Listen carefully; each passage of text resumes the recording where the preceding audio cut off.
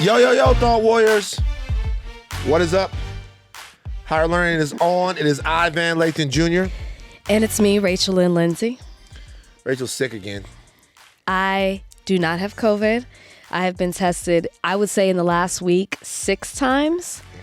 And it's just sinuses. It's allergies turned into sinuses, but like it's settling in my chest. I can feel it as I'm talking to you. Me and Brian had to talk about that. How to talk about what? Yeah, had to talk about allergies. He's new to allergies too. Because of LA. LA is an allergy place. I never really had problems with my allergies until I came out here. Yeah, bad air out here. You're saying that the air is bad? I mean, Texas has a lot of trees and stuff. Mm-hmm. So sometimes I would suffer from it in Texas. Brian lived in Texas with me. Miami, there's nothing. He moved out here. First year he was good. This year he had allergies. Does air pollution cause allergies? I don't know if that's true. Donnie?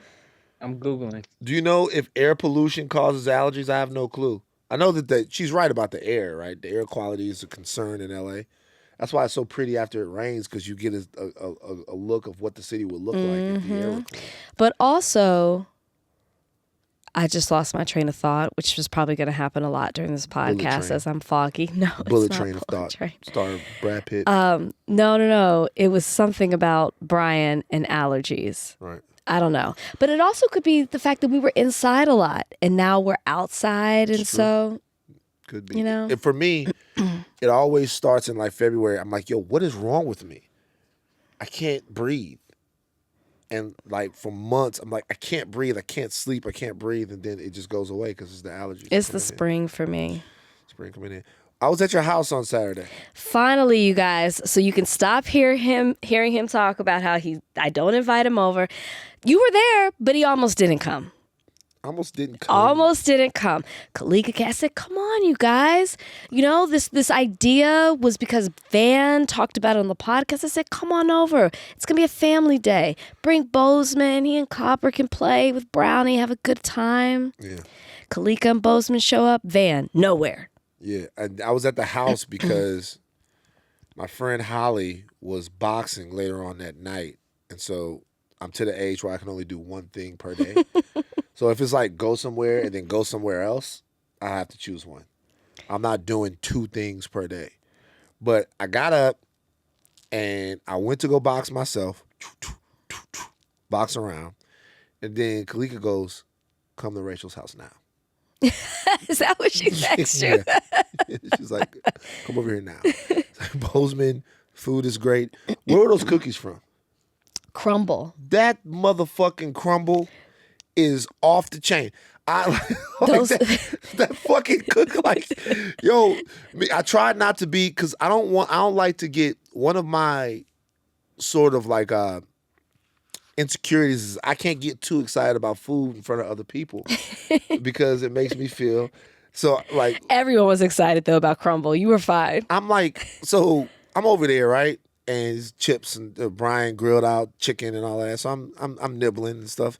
And I see this pink box open. I'm like, oh shit. What the fuck? What is in there?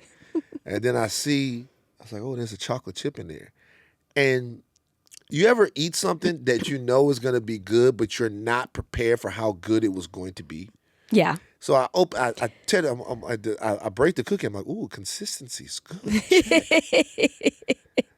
Jesus. And then I'm like, oh, and I want to go, oh, but then I'm looking at Brian, and Brian's drinking the Celsius, and he's talking about what he has to do to lean out. And I'm like, I don't want to get too excited over this fucking cookie in front of Brian. And but those cookies are fantastic. That's a place that you've been before, Crumble? Constance, my sister, said, do y'all have a Crumble? You should order cookies from there. Never heard of it. It's all the way in Northridge. But because I live far out. They delivered the cookies from Northridge? I mean, I'm in the valley. Just up the You're in like Valley Village, though. That's like a nice little hike, I guess. Well, look, it was worth it. Was it bad for you to get over there? Did it take you a long time? Not really. Not bad. Saturday, Not like bad. you jumped the hill. I'm glad you came. It was fun. The kids were excited to see you. You know, they love you. Alistair Hendricks. Yes. Alistair You Hendricks. played around. You did exactly what you said you would do. You threw them around in the pool. They were They had a time, and they were knocked out at the end of the day. It was They don't weigh a lot. thing. No, they Easy to don't. pick them up and launch them. Yeah, they're lean kids. Yeah, they're big. They're tall. Well, who's their dad? You mean who is their dad? A man named Alex? Is he tall? He's like, Constance is tall for her. Constance is tall. He's maybe like 6 feet, 6'1". You could tell Constance played basketball. Was she good? You can't tell I played? Not really. Was she I could tell She's going to love this. I could tell that Okay, wait. Which kind of player was Constance and which kind of player was I? Constance was a scorer. She was. I She could was tell. a shooter. Constance was a scorer. You were an intense, competitive, like in your face. You were a Wolverine out there, and you were effective because of it. Because you're good athlete, but you were also so aggressive. I was defense first. Yeah, Yeah. yeah. Defense first. Yeah, like I was a monster. You were Patrick Beverly. Okay, yeah. You And were I would taunt people like that too. Exactly. For sure. I could tell. Constance was smooth with it. Constance, you could tell.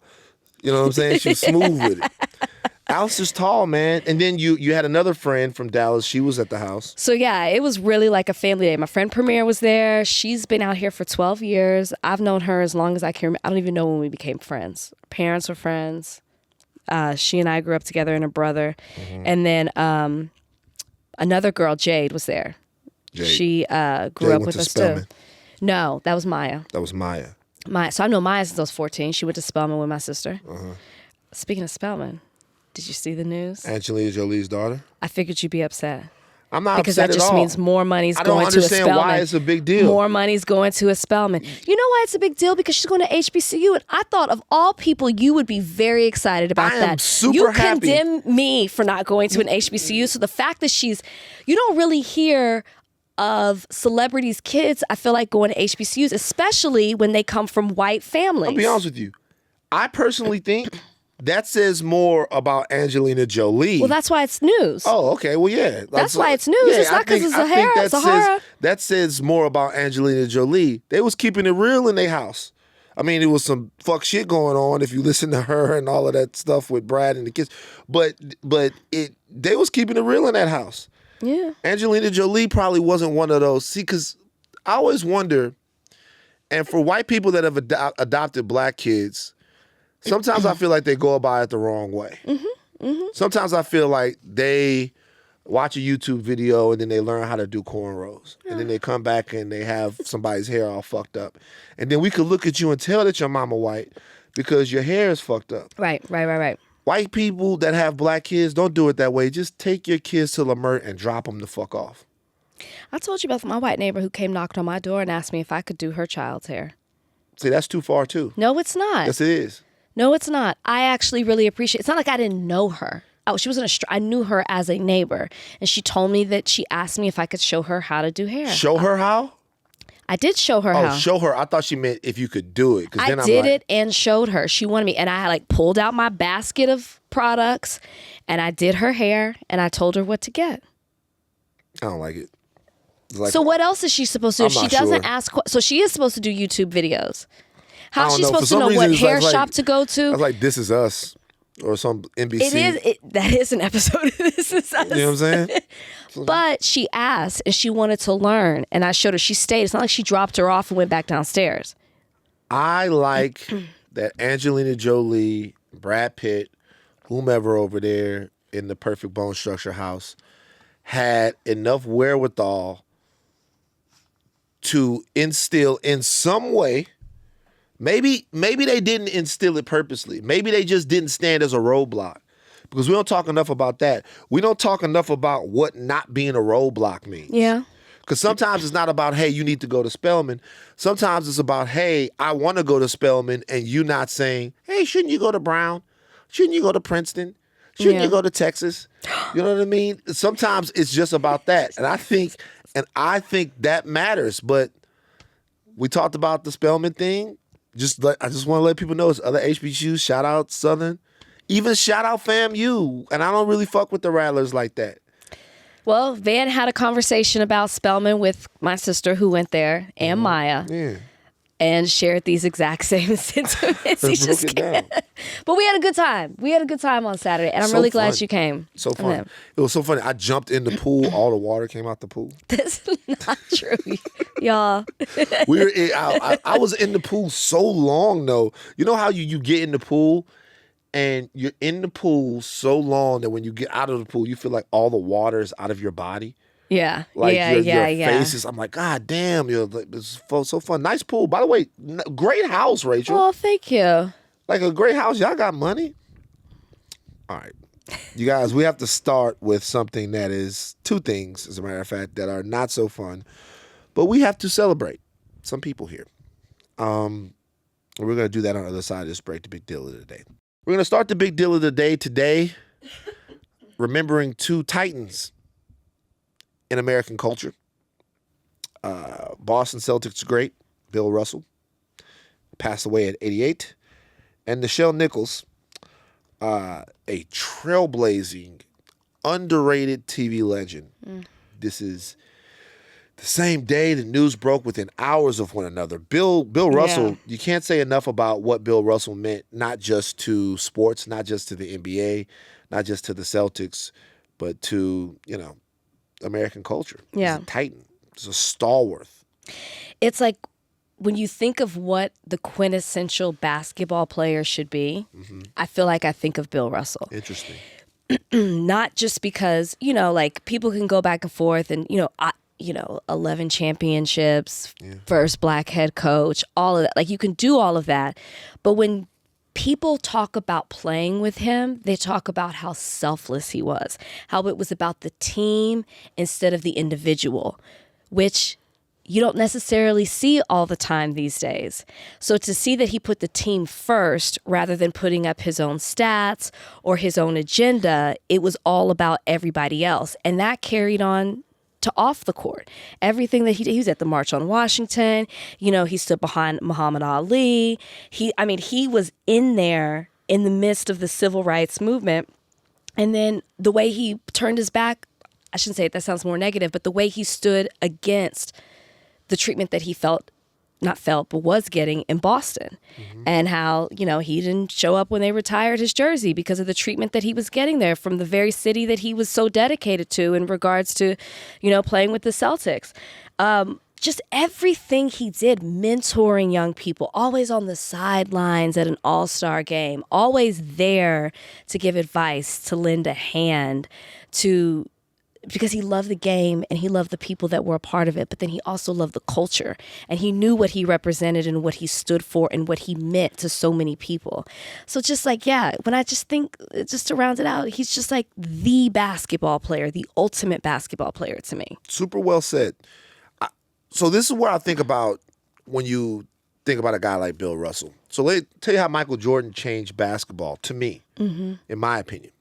I think that Michael Jordan changed basketball because Michael Jordan changed the focus of the game to me. And I was born in 1980, so I don't have an encyclopedic knowledge of who led the league in scoring in 1959 or who led the league in scoring in 1975. I know who the greats were from all of those eras from all those eras, but things changed when Michael Jordan came around. Really, there was a holy trinity in the NBA of Jordan, Bird, and Magic, and I think that there was a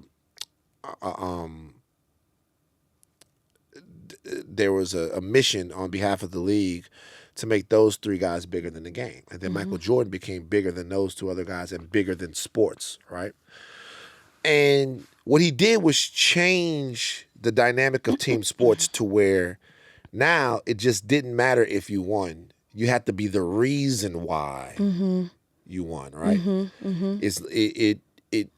It's less important than Scottie Pippen's actually been talking about this, right?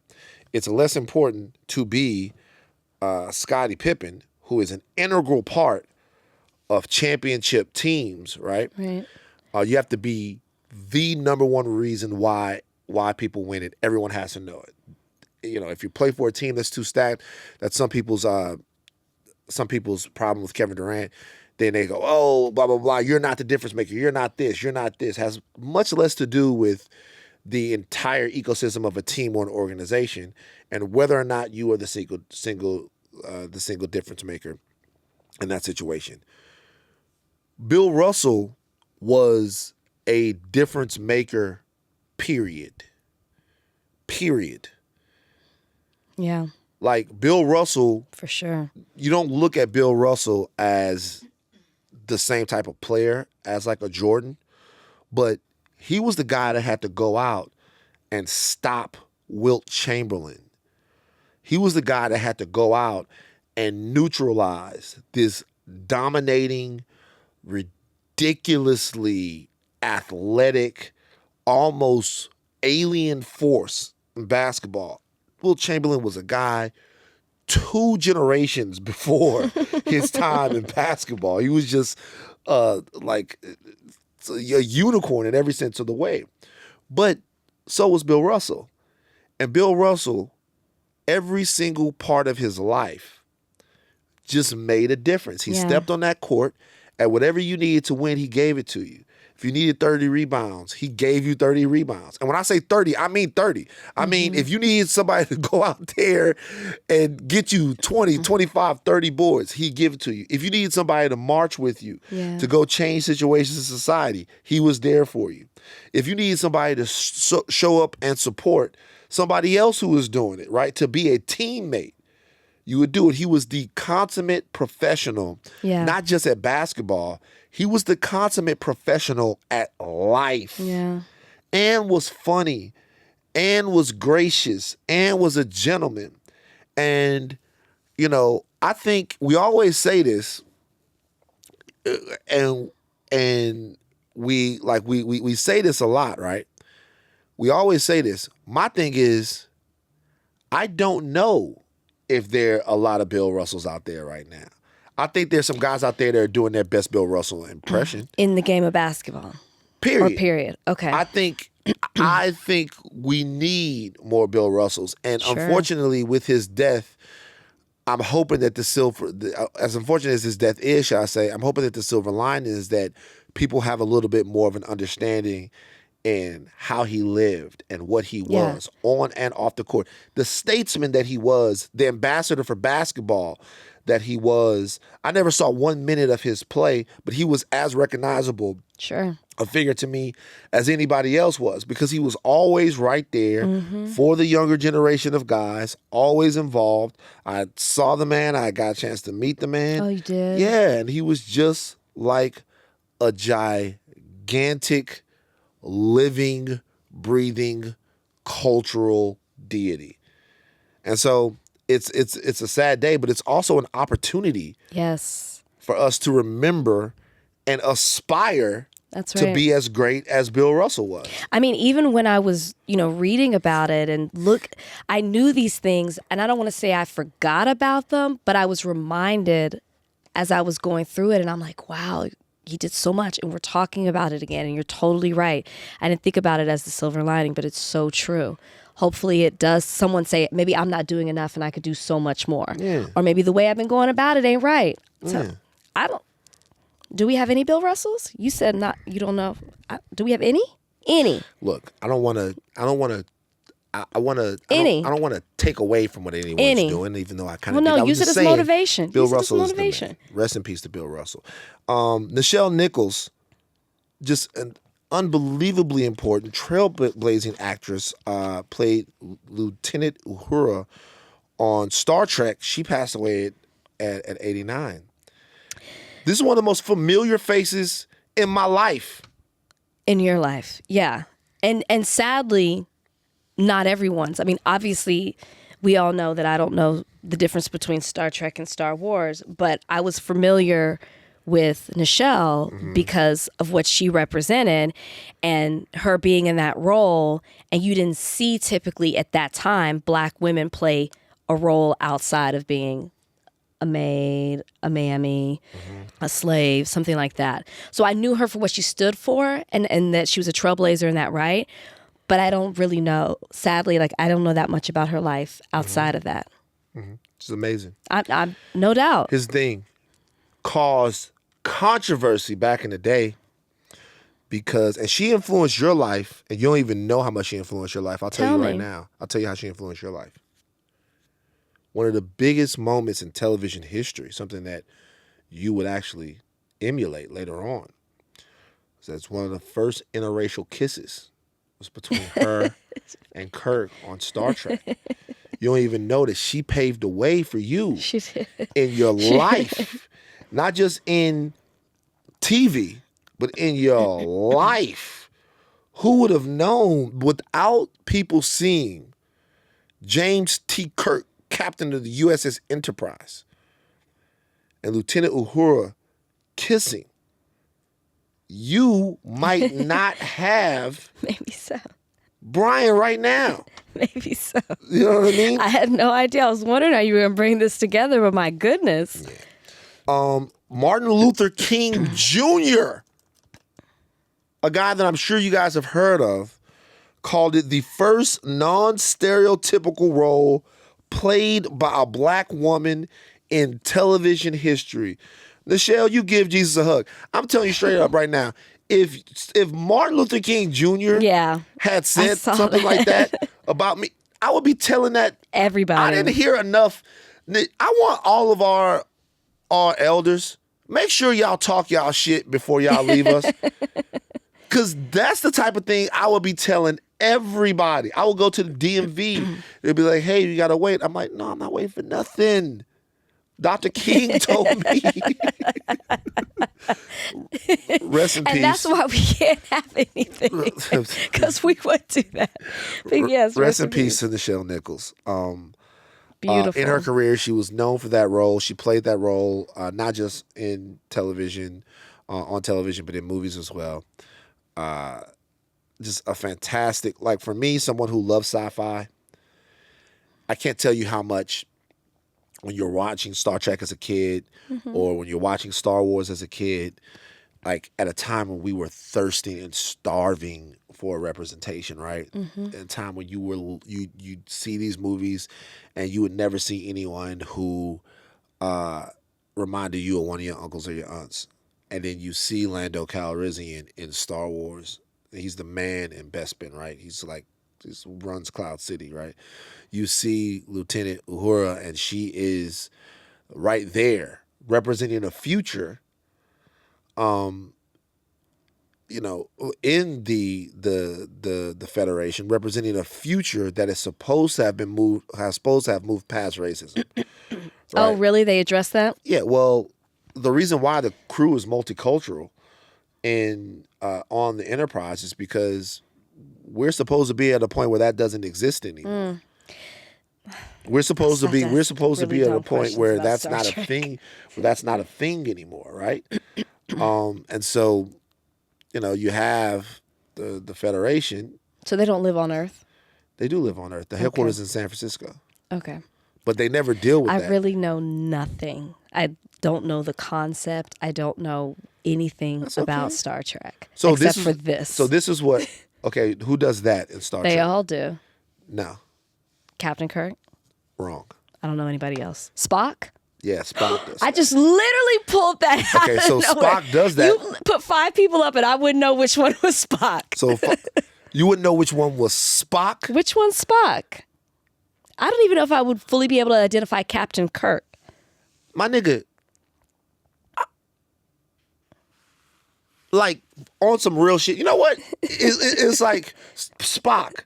Like Spock. But I know that there's a Spock. I feel you. Spock is the one with the pointy ears. That's the only one. That's him? Spock, Okay. I saw him at Comic-Con a lot. They had him Spock. Okay, so Spock does live long and prosper. And so he does like that. Spock is a Vulcan. Okay, we're going deep. So Spock live long and prosper. Sometimes they'll do it back to Spock, but mostly this is Spock that does that, right? Spock is actually half Can he Vulcan. go like this? He might be. I can't do that. Not like talking about. Maybe I can, but Spock, I could do this. Okay, but like he can move his fingers around. Yeah, he can. Okay. Like he has. So Vulcans don't have any emotions. So Spock is a Vulcan, and so he doesn't have any emotions. So this is his All emotion. logical. No, it's not his emotion. He still kind of feels emotions because he's part human, but emotion is like forbidden on Vulcan. His mother was Winona Ryder. They had her in the movie. But anyway, so So what the Federation is they go out and explore the galaxy. That's their job. Okay. So their job is to go out, explore, and make contact with Okay. other things. You know what I mean? Space, the final frontier. Gotcha. You know what I mean? So they go out and they All explore. makes sense. But they're peaceful though. They have weapons Okay. in case it gets gully, because the Romulans, the Cleons, all these other people, sometimes they get gully with them, but they're peaceful. And she was a lieutenant. She had status, She too. had status. She's on the bridge with Kirk. You know what I mean? It's amazing. With Scotty.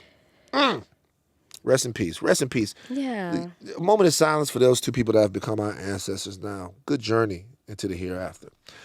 Okay. I said that was the big deal of the day, but I'm wrong. I'm sorry about that, Donnie. When we come back, on the other side of the break, the big deal of the day. All right. We've all been waiting for this, what they were going to do, how severe or not severe it was going to be, and now we know. Deshaun Watson has been suspended for 6 games for violating the NFL's personal conduct policy. We now know the story. Dozens of women, 25 women, have filed civil lawsuits against Deshaun Watson, alleging of improper conduct during various sessions of massage that he got. Right. We're talking about things from exposing himself to pleasuring himself to different sort of levels of assault, which those things are sexual assault. Absolutely. A lot of these have been settled out of court. I think all 23 out of 24. 23 out of 24 have been settled out of court.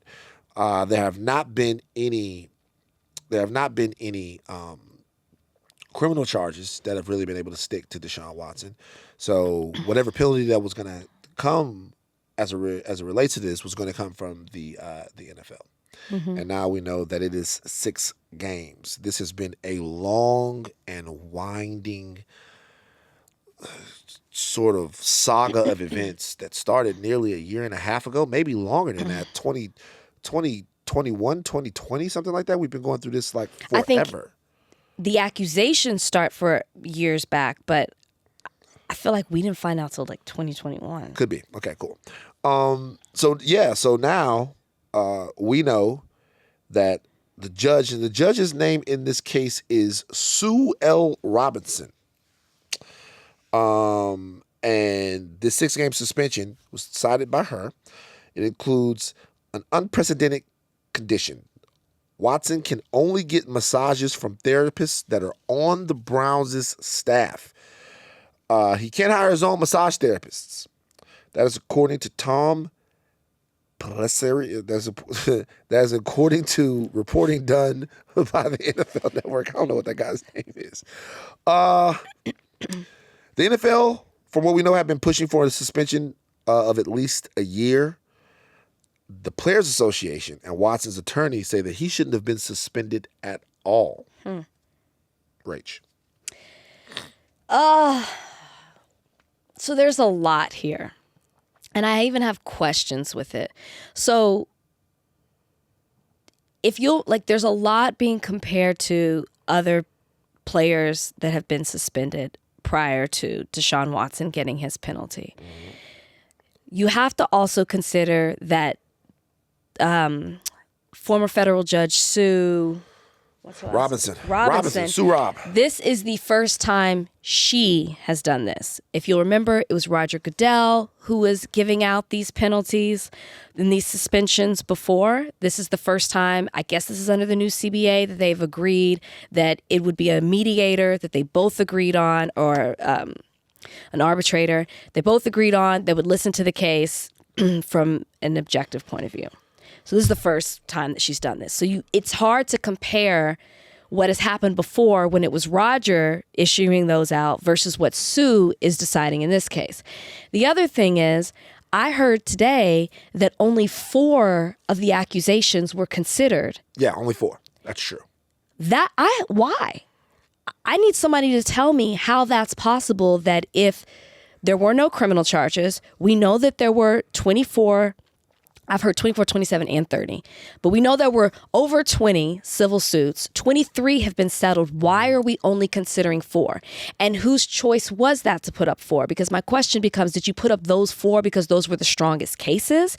And was that a decision that was by the NFL that did that? Why would we not consider all 23 to show some sort of pattern here? To me, that would, even if they're not, even if it's a varying of the type of assault that was committed, alleged assault that was committed, it still would seem stronger to throw all of them out there, because at the end of the day, he settled 23 out of the 24. I don't understand that. I don't understand, and this was an argument in Deshaun Watson's camp and the NFLPA. They were arguing that according to the NFL Code of Conduct, teams and owners are held to a higher standard than players. We know that the team has been sued by some of these women, and they have not had any sort of penalty. So their argument is, well, if you're not holding them to some sort of penalty, then how can you hold Deshaun Watson when they have a higher standard with code of conduct than he does? Sure. So there are all these different questions that I have out of this, and it comes down to something we say every single time we deal with one of these issues where there is a criminal act committed, alleged, whatever, and then it goes to the NFL to make some sort of decision, and there always seems to be inconsistency. And at the end of the day, obviously the victims are never going to feel whole, and that's not the goal, but you want the crime, the punishment to fit the crime. And 6 games doesn't feel like that's the case. And if you're comparing it to other acts that have been committed by other players, or if you're just looking at this standing alone. I mean, you listen to these stories, you see these accusations. This isn't a where there's smoke, there's fire. He's settling the cases. There's something there. I do have an issue too with Deshaun Watson, because he publicly has not shown remorse. He publicly still says he is innocent. But today, old boy from the pivot, Fred Taylor. Fred Taylor said that he spoke to Deshaun Watson 3 weeks ago, and he was sorry that it all happened. And if he could go back, he would never do it. And then Dominique was like, well, if that's what he really said, then he needs to come out and say that publicly, because nobody has seen him show any sort of remorse. So there's something missing here still. What you hope is that when you get to this point of a case or a media circus saga or whatever, is that there'll be answers about what happened and what's going on. That's what you hope. Yeah. You hope that you'll get some answers, because without any truth or any answers or any understanding, there can be no closure. And the victim's closure is by far the most important thing that goes on with this, right? Absolutely. It's the whole thing. But I think that when something as public as this is, everybody's looking for a little bit of closure, because people have to make their peace with what's going to happen during an NFL season, or how they should feel when they see Deshaun Watson. And that's not unfair for people to ask. I want to know what went down. We still have no clue what's happening here. 6 games doesn't seem like it's enough of a punishment, right? Right. But we don't even know what he's being punished for. Conduct unbecoming. What is unbecoming about what it is that he did? Because that means something was there. Well, no, I'm saying is the very accusation unbecoming? Is being in the situation unbecoming? Is the fact that the league is being looked at like this unbecoming? What has happened? Like, if you get a DUI and they hit you with a 3-game suspension, we know why. Right. If you get into a domestic situation, or if you beat the shit out of your kid, which we've seen in the NFL, and you get a suspension, we know what's unbecoming. In this situation, we have Deshaun Watson and his representation basically saying, hey, I didn't do anything, but I'm sorry. Yeah. Like, literally, they're saying, I didn't do nothing, but in case anybody was hurt, my bad. And settling out of court over and over and over again. You see right here, his attorney and the NFLPA, which I would love to talk to them about. I was thinking that this morning. Like, the NFLPA, they're saying they still don't think he should have gotten any suspension at all. But because of the way they handled the owners. That's their defense. It's not based on innocence. It's because the code of conduct holds these people higher, and you didn't even punish them. So why are you punishing him? So I guess my thing with this is like, is there is like, this isn't over. As a matter of fact, if you want my opinion, the 6-game suspension made it worse. The 6-game suspension made it way worse. It made it worse that makes sense. Because no one has any idea what the fuck is happening, but everyone feels like that's not enough.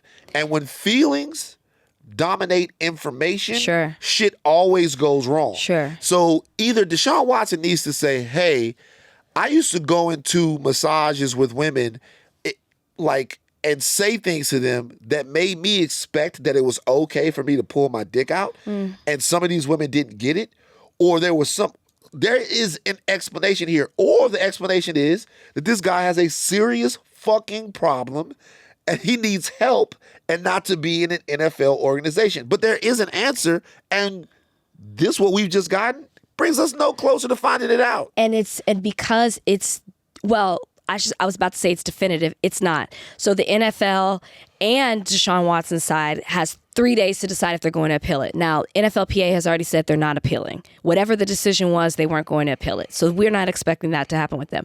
But the NFL could appeal the decision because Deshaun Watson's team was asking for no penalty, no suspension, and the NFL was asking for a year.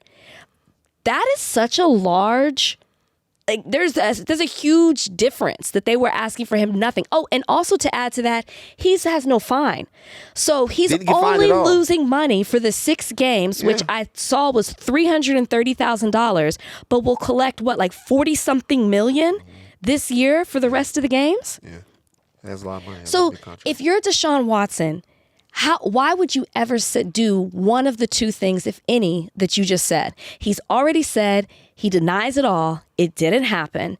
Now he has his, unless they appeal it and the decision is changed and the appeal goes to Roger Goodell, let's just say it stays at 6 games. You don't play those 6 games.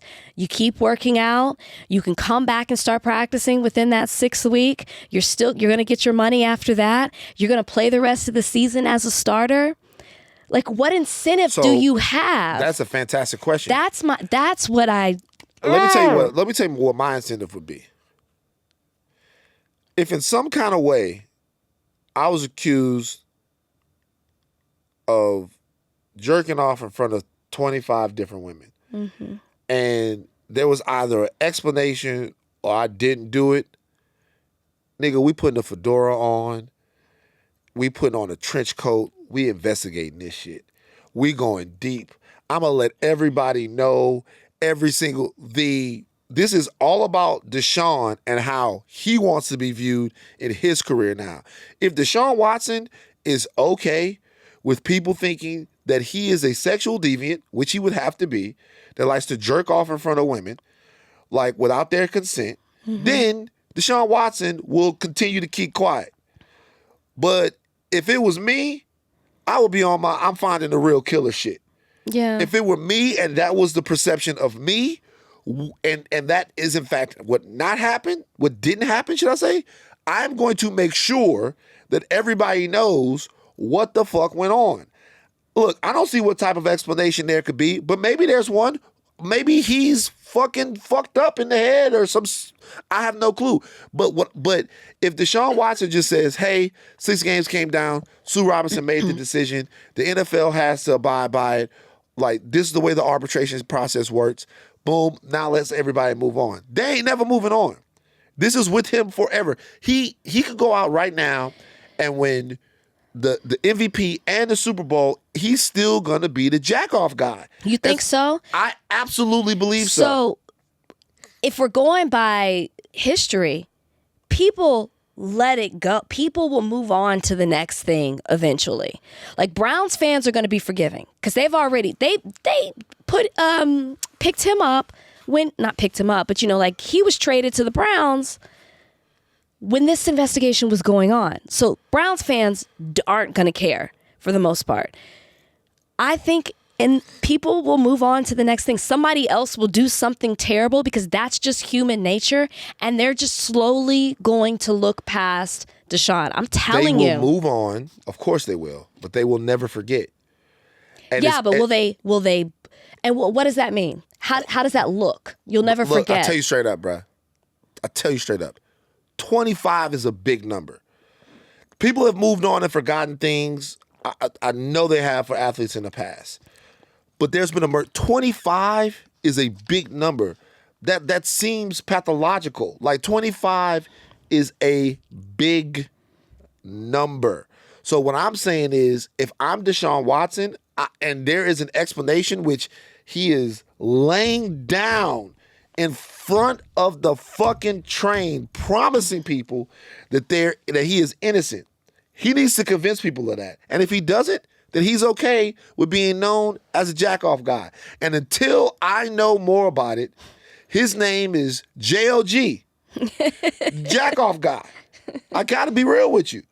Like, go out there, play football, do whatever you gotta do, but until I know, he's a jack-off guy. Look, they're playing jack-off guys out there. The reality is, if you ask the permission to jack off and the permission is given, as long as the person doesn't work for you or you're not in some position of power over them, because there's other niggas who got in trouble with that shit, it's fine. You can't just jack off in front of people. You can't just nut all over people. You can't do that. And he was doing the allegations are even beyond that. Beyond that, though. It wasn't just that. I just can't even imagine at how triggering it is to see him, going to see him talked about on sports programs, because the story's going to, when 6 games is over, everybody in the media is going to be talking about it. Deshaun Watson's first game. What will he do? Who is it against? This story will come back up about the allegations and the suspension and what he's been doing, and you just have to relive it over and over again if you're one of these victims. And remember, the New York Times article said there were 66 women they talked to. Remember, half of them were just afraid to come forward because of what's happening right now. Okay, something a little uncomfortable we have to talk about here on the podcast. All right. Mystical. Real name, Michael Tyler. Was arrested and charged with first-degree rape in Ascension Parish. It's a parish right outside of East Baton Rouge Parish on Sunday. According to WAFB 9, our local station there in Baton Rouge, the 51-year-old rapper, his real name is Michael Tyler, like I said before, is facing felony charges of domestic abuse, strangulation, and robbery, as well as misdemeanor charges of criminal damage and false imprisonment. The alleged victim, who was treated at a local hospital, identified Mystical as their assailant. Mystical was subsequently arrested and booked into the Ascension Parish Jail on Sunday afternoon. This is not Mystical's first time with this. He has been arrested twice before for sexual assault. In 2003, he pled guilty to sexual battery and extortion and was sentenced to 6 years in prison. In 2017, he was again arrested for rape and was held in custody for nearly 2 years until he was able to post bond. The charge was later dropped due to lack of evidence. Okay, so quick story time. This morning I'm going to say, let me look at this up. This morning at 6:45 a.m. LA time, which would be 8:45 a.m. Baton Rouge time, I get a text. The text is from my mother, and the text says, this nigga is a predator. I know you are in the hip-hop world, which I'm not. I don't know why mom would think that I am. I know you have a relationship with Percy Miller, which I do. Shout out to Master P. But Mystical has been charged with felony rape, and the girl is your cousin. Have they identified her publicly? They haven't. Okay. And we're not going to identify her right now. She goes, I just don't want you taking up for him. Don't know why she would think that I would.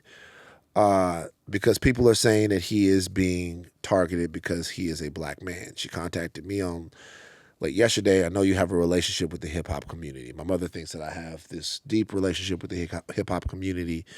You don't think you do? I have a relationship with the hip-hop community. So, full disclosure on this situation, this woman is related to us. It's not a close relation. It's not someone that I grew up knowing my entire life or hanging out or anything like that, but it is somebody that is very close to my mother. Somebody that has been a great friend to my mother. Somebody that after she became friends with my mother, realized that we are related, which is not something that is uncommon for to happen in Baton Rouge. And someone who my mother has known for quite a bit of time at this point, and who does have a direct connection to our family. I spoke to her just before Your we did cousin? this podcast. Yes, I don't want to say her name. In time, she'll be able to tell people if she decides to her side of this. First of all, I don't know if people know this. Number one, she had been in a previous relationship with Mystical. They have children, kid together. But they hadn't been romantic, from what I understand, in a very, very long time. She went through with me in detail her account of what happened, and it is absolutely disgusting. It's disgusting. It's scary. Not scary. It's terrifying. It's depraved. Like, not just it. I mean, anytime someone is sexually assaulted, raped, or, attacked in that way, it's depraved. But from her account, this was particularly demeaning, dehumanizing, violent, controlling, demonic almost. I will not be identifying her on the podcast. Sure. I will not be talking about exactly the details of what she told me on the podcast. That's her truth to tell. Right. And at some point, maybe she'll want to tell it, maybe she won't. I'm going to do everything I can in order to help her and get her with the right people for her to, proceed in this case. And also for her to seek whatever other sort of damages she might want from him, if she wants any. I don't know what she wants in terms of that, or however she wants to punish him. There's a son that's out there somewhere. I feel like, for all of this, that he's going to need a lot of support as he sees what's going on in his family.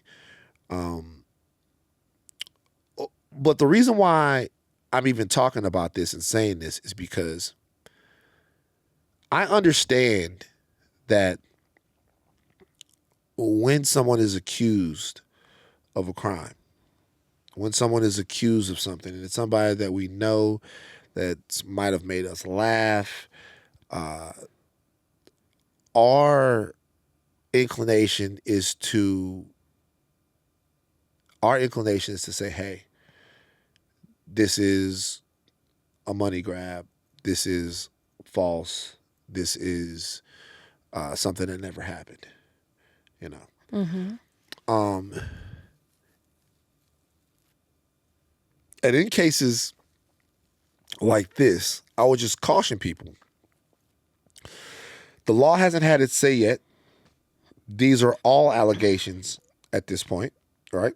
The law hasn't had its say yet, hasn't been investigated yet, but you have to, in a situation like this, give oxygen so that the victims here can breathe.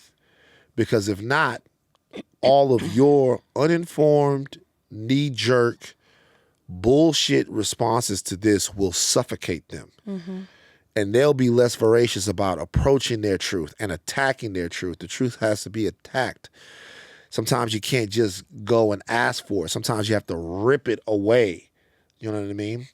And this woman deserves the opportunity to do that. Absolutely. So I heard her. I believe her 100%. I believe her 100%. But there are a lot of people out here who don't even know what the fuck happened and are jumping on this because they like shake your ass. Okay. Pause and be a human for a second. That's Seriously. all I'm saying. In June 26, 2003, Mystical pleaded guilty to sexual battery and extortion. Pled guilty to sexually assaulting his hairstylist. He was sentenced to 6 years in state prison. Well, that doesn't apply. In 2012, he had a domestic abuse battery charge.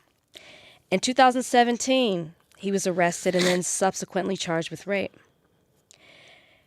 There is a pattern here. Sure. And I'm sure I'm missing because I'm scanning through as I'm looking at this. He's currently registered as a sex offender. Of course. That happened in 2010. I knew that he had trouble with the law, but I never researched what the trouble was. I honestly had no idea that it was for sexual assault until this happened. And then I started looking into, well, I know he's been in trouble before. What is it? There's a pattern here. That's all. Like, I don't even need to say much to what you just said because you said it so well and it's so true. And we're talking about these 20 plus victims with Deshaun Watson, and it applies to exactly the case here about giving it oxygen, letting them tell what happened to them, giving them the opportunity rather than believing somebody else because they're famous and they have money and they have status. We have to stop doing that. We have to stop making people feel like they're above the law. And in Mystical's case right here, who, you know, like I was a fan of, but you have to look at what he's done before. He is a predator. He has pled guilty to these similar charges before. He is abusive. He is dangerous.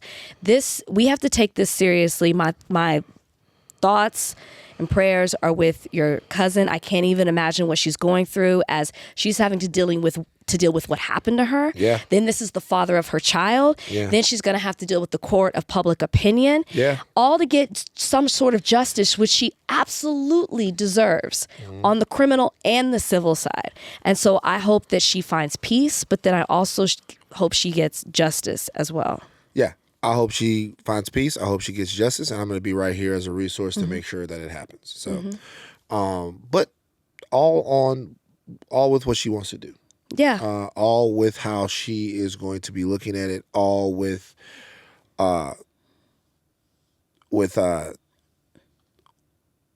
thoughts and concern about how best she gets through this. So you know, it's just. It's weird. And look, let me tell you something else, man. It's just not that many people that, you know, my mother can lean on for friendship that she trusts. My mother, who herself has been a victim of things like this, it's just hard being a black lady in South Louisiana, man. It's tough because so many of our sisters have stories. It's just nuts. Yeah. All right, let's take a break. I want the monkeypox vaccine. Do you, Van? Yep. Fuck that shit. Well, apparently it's running low, so you might want to try to get it. Nah. So I put it on Twitter, and they were like, yo, Van, you know, don't have to worry about monkeypox because monkeypox only affects gay people. Oh, we've got to stop with that, y'all. That's not true. Nigga, I seen a girl in the shade room that said she got monkeypox. She was poxed out. Mm-hmm. She was, man, I tell you, she was so poxy. She was poxing. She had a significant pox. And when I tell you, it was pox everywhere. This is one of the worst fucking things. Hey, man, God bless you, sister. She said she worked at the racetrack. She is from Marietta, Georgia. Okay? And she was on the shade room, and it was pox on her fucking lips, dog. Fucking poxy. And she said she thinks she got it from handling money. And touching her face. And touching her face. She thinks she got the goddamn pox. And my thing is like, it's like... Are you scratching yourself? Stop. It was so fucked up. Stop, you're making me nervous. So fucked up. Like, it's like, my thing is, I don't give a fuck, man. I need the vaccine, bruh. I don't want to fucking get the pox, man. I don't want it either. I mean, maybe we should... It's said that you get it through, it is not a disease that only affects the LGBTQ plus community. Please stop spreading that nonsense out there. But you can get it by being in close contact with someone who has it. And It's like chickenpox, right? Pox. like chickenpox. Poxing it up. Yeah. But chickenpox didn't look like Fuck that. no. Chickenpox is a bitch compared to the monkeypox. Mm-hmm. And, I be boxing. And now when I'm boxing, I put the jab on niggas a little bit more. Because now when I'm boxing, I'm like, I'm putting the jab on them now. Yeah, Get off I me. would be going You know what I'm saying? It's like they want to throw a hook. Just sweat flying I'm running around, everywhere. I'm putting the jab on you. Get off me. Juices flowing. Get off me, man. But the pox is a serious situation. It's San Francisco has declared an emergency with monkeypox. Authorities in New York says the virus represented an imminent threat to public health across the state. Oh my God. San Francisco have called it a local health emergency. Mayor London Breed said the risk of the disease remain low, but the declaration going into August 1st would help in the mobilization of resources. I have a homie. No. He didn't have the pox. He got the pox vaccine. He got the first shot of the pox vaccine. He says he's waiting for the second pox shot of the pox It's vaccine. 2 vaccines? You gotta get twice, apparently, the vaccine for the pox. Donnie, are you there? Yeah, I'm 15 miles from Marietta, maybe closer. You got that pox, bruh. I could tell. You might want to get the vaccine. You might want to, Donnie. Would you get the pox vaccine if you could? Yeah, I would. I trust science. Yeah. So the U.S. has confirmed 4,900 monkeypox cases. 1,200 are in New York. 261 have been diagnosed in San Francisco. Where was that thing that said you don't want it to get in the water? Because if bullshit. it gets... Oh, that was? It was okay. I put that up on my stories. Oh, maybe I blame you for the faulty information. Nah, I put Why it up are you on my putting that stories. out there? I believed it. I said Shirley Van vets the stuff he puts out. I'm scared of the pox. So I jumped out the window. Shout out to Amanda. Amanda hit me up. Amanda was like, yo, you should take that down because a lot of epidemiologists say that that's all a bunch of bullshit, that the pox is already in the wastewater and it's poxing out and stuff like that. Not only is the pox going crazy, nigga, polio is on the rise. Is it really? Yeah, look, I'm going to tell y'all straight up. I'm going to give y'all one warning because I'm not talking about this every time because my nerve's too bad. I'm give y'all one warning. All this stupid shit that y'all on, we going back to the dark ages, baby. Yeah, we are. We haven't thought about fucking polio since the 50s. But because of the fact that there is such vaccine hesitation, we're seeing increases in fucking polio in parts of the United States of the world. Fucking polio. United States of America. Polio. We're talking about what FDR had. Jonas Salk fucking figured that shit out a long time ago. All right? Polio. Polio's coming back. They won't fucking get the polio. And guess what'll happen? Polio will fucking take your legs. Guys. It said it was found in New York Rocklands County wastewater. In the wastewater. Polio. First confirmed case in the U.S. in almost a decade. In a decade. I want you guys to think about this. Oh my gosh. All these people out here that say, hey, this scientific misinformation and disinformation doesn't hurt anyone. Bullshit. Of course it hurts people. It definitely hurts people because as we allow these sort of bad listen to how Rachel's coughing right now. That's one of the first signs. Stop! Of what? Let me look up the symptoms now. Symptoms. No, I don't think you get up. Look, seriously.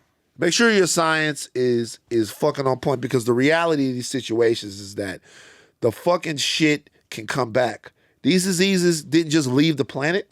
We beat them through science and ingenuity. But if we say, hey, come back, polio will get fucking dressed up and come back into society. Stop saying, we don't even get vaccinated for it anymore. Please stop saying that. Please stop.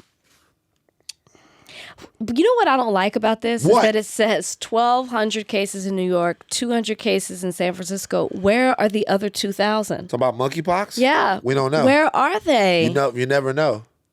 You never know. Well, Marietta, Georgia is one. Marietta, Georgia. Donnie, are you afraid of monkeypox? terrified. It sounds so much scarier and is so much scarier than chickenpox. My goodness. Speaking of chickens and animals and shit like that, are you ever gonna tell us what happened with the rabbit or with any of the other things? Are you ever gonna attempt to? Yeah, come on, bro. What the fuck, dog? There is a slight snake update. I got in touch with the Georgia Wildlife and Fisheries, and they said that for them to come out, I have to send them a picture of the snake so they'll know if it's poisonous or not. So for the past like week and a half, I've been trying to get a picture of this snake, and it's been as elusive as ever. I haven't seen it.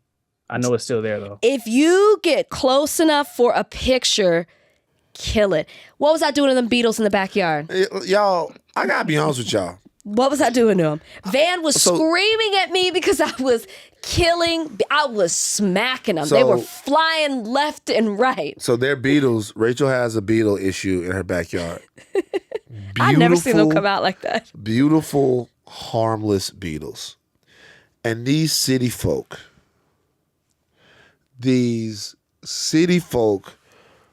from the middle of the goddamn urban sprawl that is now America were killing beetles for no reason. There's absolutely zero reason. Everybody's freaking out because these beetles are flying around. These beetles are harmless. They were huge and green. Gorgeous. And green. I thought they were cicadas. And you guys are slapping the beetle. There's literally nothing that the beetle could do. It was chasing us. It was flying. One got in Maya's hair. So what? Even Bozeman was like all upset about it. Bozeman gets upset from his own shadow. He's scared, Bozeman guys, he has his dad's anxiety situation. You guys would just kill it. Rachel, I don't know if you respect nature like that. I'm going to be honest with you. I smacked the shit out of that. I like swatted it with that noodle. Boom. And Constance killed a beetle with her bare hand.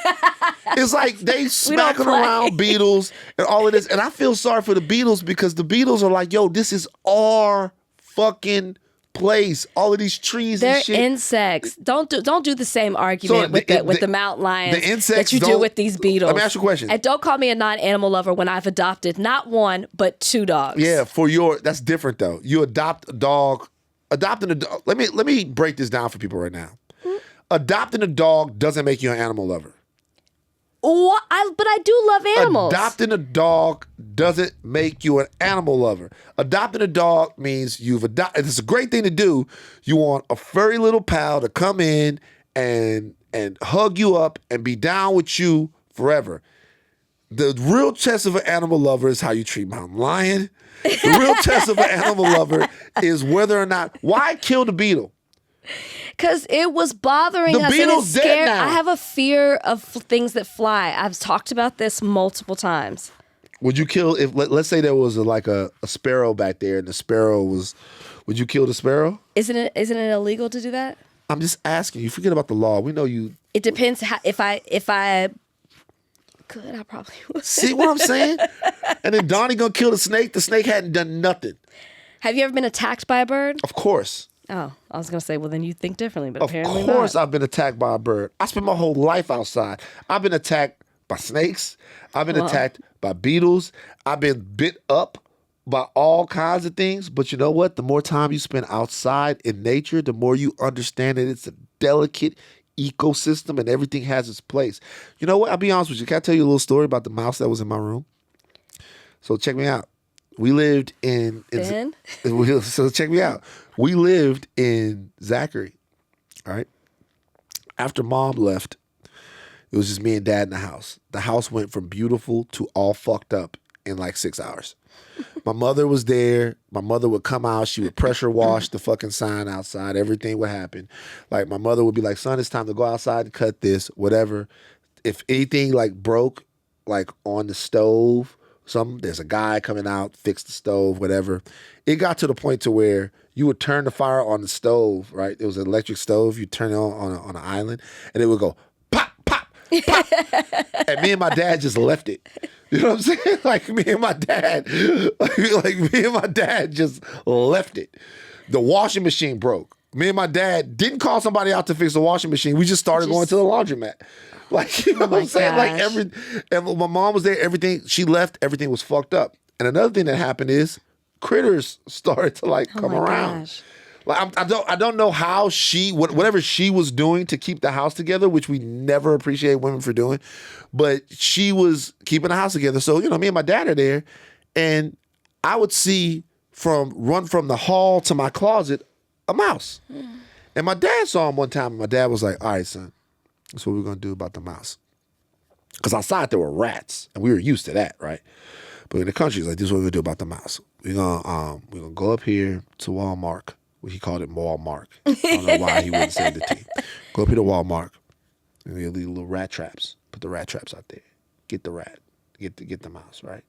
And we had mouse traps before and stuff like that. But for some reason, this time, I would see the little mouse running back and forth. I didn't want him to die, man. I didn't want him to die. You know what I started doing? Feeding him. Balling up little pieces of cheese. Oh my gosh, did you get caught? Please tell me you got caught. Balling up little pieces of cheese. Remember, my dad. How old are you? I'm like 23, 22. Yeah, like 23, maybe even 24. Maybe even 24. Like 10. No, hell no. This is my parents got divorced. So like, I might have been 23, 24. So I remember my dad comes, and my dad, he's actually coming to the door to tell me something really sad, and he steps on like a little piece of cheese. So look, my dad was coming to the door. It's very sad. My dad was coming on the door to tell me that his mother had passed away. Oh. So my dad was coming to the door. He's knock, knock, knock. I'm like, what? He's like, open the door, boy. I'm like, what? He's like, well, I'm like, what's up? He's like, open the door, boy. So I like close down onionbooty.com on my computer. And then I go over to the door. I go over to the door. I'm like, hey, what's up? He's like, she passed on. I'm like, damn, and we have a little moment right there, hug. And then he looks, he stepped on the side of his boot, some cheese. And he looked at me, he's like, why is there cheese on the floor? And then I looked at him, and then he looked at me, and he just shook his head and walked off. He didn't have the heart. Like he didn't realize, he didn't have the heart to like get at me for not having the balls enough to kill the mouse. I hope that mouse is still alive somewhere. I hope it's not. All right, y'all. That's enough. On the next show, we're going to talk about the girl at FAMU who it just came through. You're laughing. They're laughing. We're going to talk about the girl at FAMU who's under investigation now for taking a butt-naked graduation picture. Take your think caps off, but do not stop learning. I am Van Lathan Jr. I'm Rachel Lynn Lindsay. We out. Bye.